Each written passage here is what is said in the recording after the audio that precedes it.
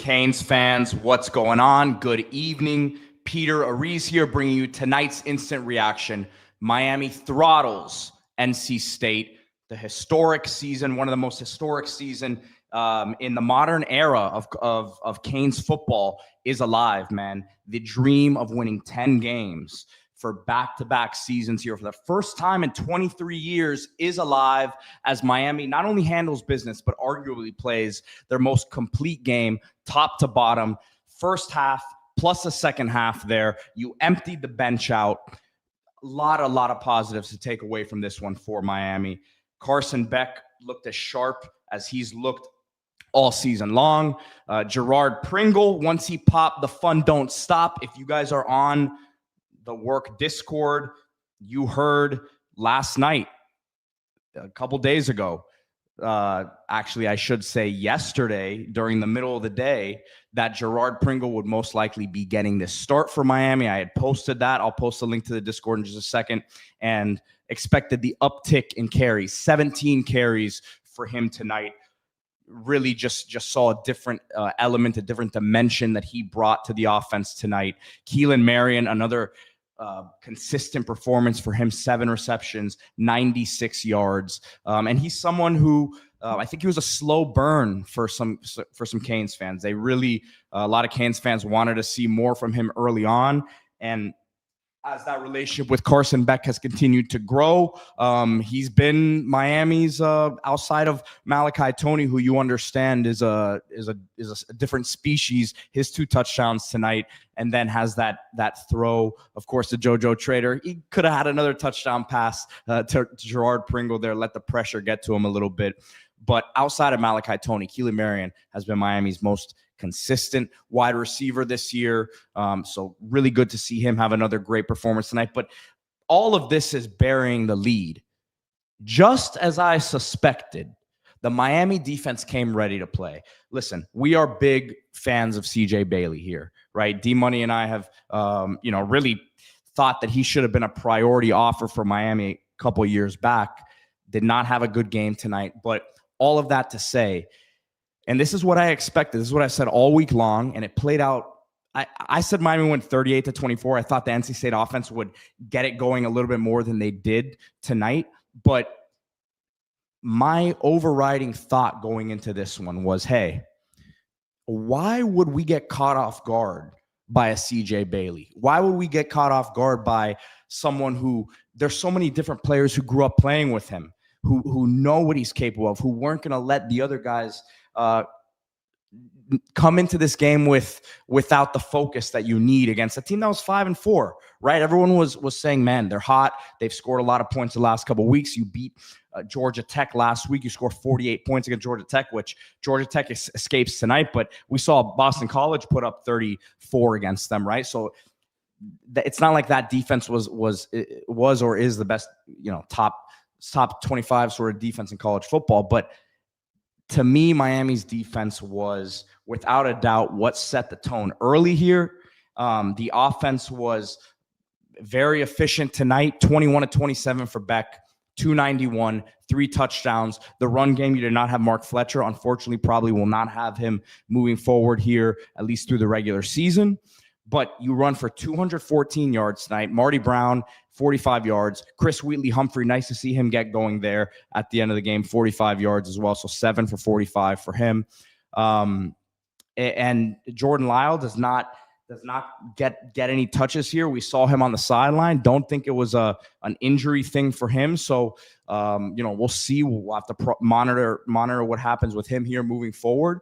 But Gerard Pringle, talk about a guy who stepped up when the opportunity presented itself. 116 tonight, average almost 7 yards a carry, and just bring you that different element, like I said, that you've been looking for. Defensively, I think the defensive line set the tone. They really made things, Jacoby Thomas's interceptions will be very, highlighted, as they should be, as pick 6, then the other interception that followed that. But Miami's defensive line really dictated the tone of this game. Never really let NC State get into it in terms of the run game, which their run game has been very consistent for them.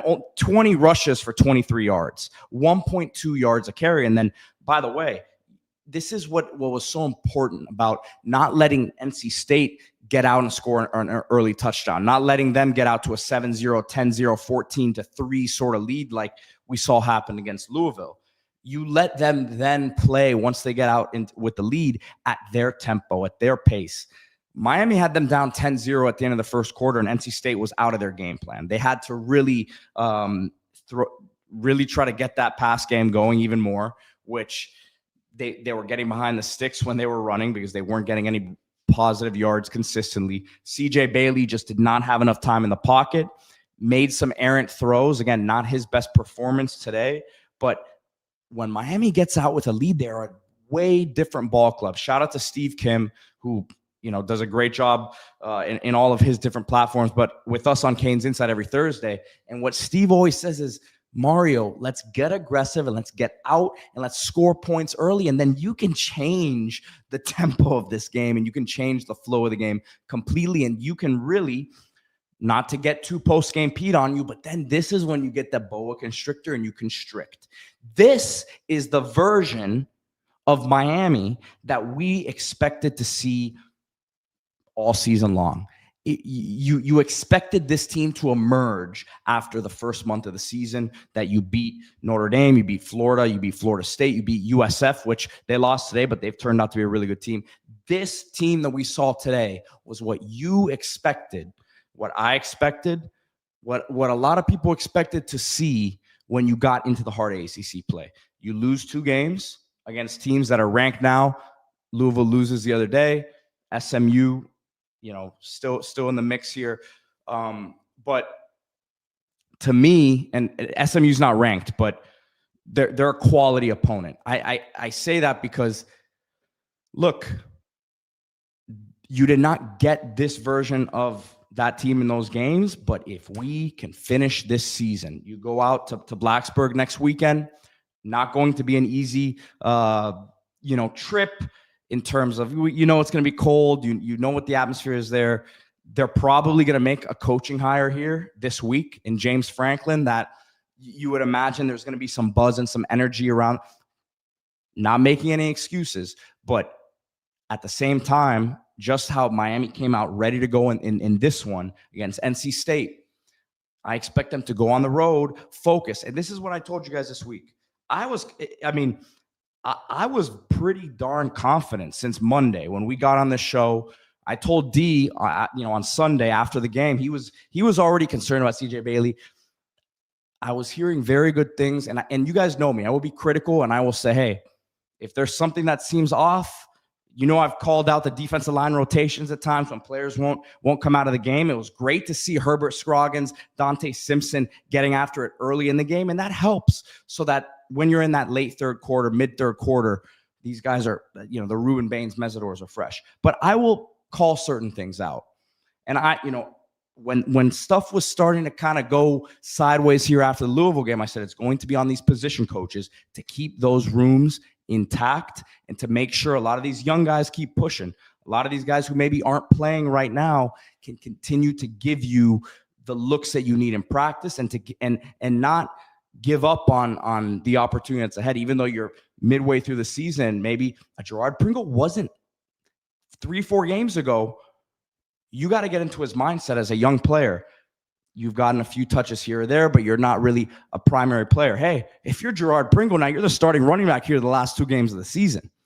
You got to give him credit. You got to give Coach Merritt credit. You got to give Kevin Beard credit for keeping a Dalen Upshaw engaged. Josh Moore, hope he's okay. But you see the growth of some of these guys, right? JoJo Trader, really nice, catch on the trick play there. Malachi Tony hitting him, but that's what I like to see about what we saw today. So all of that to say, the vibes were great this week from what I heard. I don't expect them to be any different going into this week against Virginia Tech. The results, look, I know there's some certain things, and I'll check some scores now as I hopped on here and I saw that Alabama was looked like they were going to lose that one. Obviously, Georgia Tech, and end of the game, they're pulled through. That would have been a good a good loss for Miami in terms of their hopes. But yeah, Oklahoma pulls through there, so that was a big win. Georgia Tech pulls through. Just go win 10 games. Go 3-0 here. Finish the season strong, and go win 10 games and go win back-to-back games for the first time in 23 years. I promise you, Canes fans.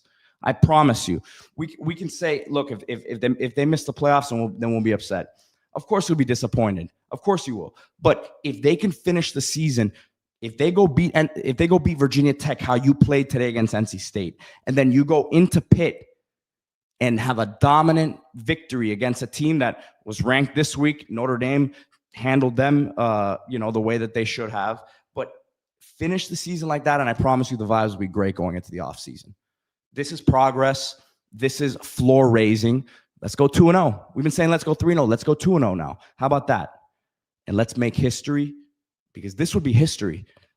I know a lot of the old school Canes fans who saw the championships in the 80s, right? I understand. It's in the 90s. I understand. This may not seem like history to you, but this is modern day college football. Miami hasn't done it. Miami hasn't even been close to the mountaintop. Miami hasn't been close to the pinnacle. Let's stabilize this thing. That's what Mario's doing right now. We can all nitpick. There's not going to be perfect performances. This was a darn good performance. So Miami comes in as 14.5-point favorites. I had them again at 38-24. They score 41, and then the defense, phenomenal performance. Phenomenal performance. So great win for this team. Great win in terms of, boom, 2 in a row now. You have an opportunity against a weakened Virginia Tech that will give you their best shot, but weakened nonetheless. And then go dismantle Pitt last weekend of the year. So really excited about this one. You need some luck here, as Ben, and I haven't gotten to a lot of the comments, but you need some luck no matter what happens. Maine Canes, we don't like to say it. It's not something that is very flattering as Canes fans, but this program's averaged 7 wins a year over the past 20 years. And you're going to go 10 wins a year the last 2 years if you win these last two. So yeah, man, I'm excited, man. I said this right after the SMU game. So I still at that point was, we were, the emotions running high, but I could take a step back and say, let's understand what's still in front of us. And that is still there. The opportunity will be there. Will Miami make the playoffs? I don't know. I'm not, like I said earlier on the pregame show, I'm not going to do chemistry. I'm not going to do physics to try to figure out what the scenario is. Let's go 2-0. Let's be, and I know a lot of you people won't say this, but let's be grateful that Mario Cristobal is Miami's head coach and others aren't. You know who I'm talking about. Go Canes, hit that like, subscribe to the channel. Let's go 2-0, baby.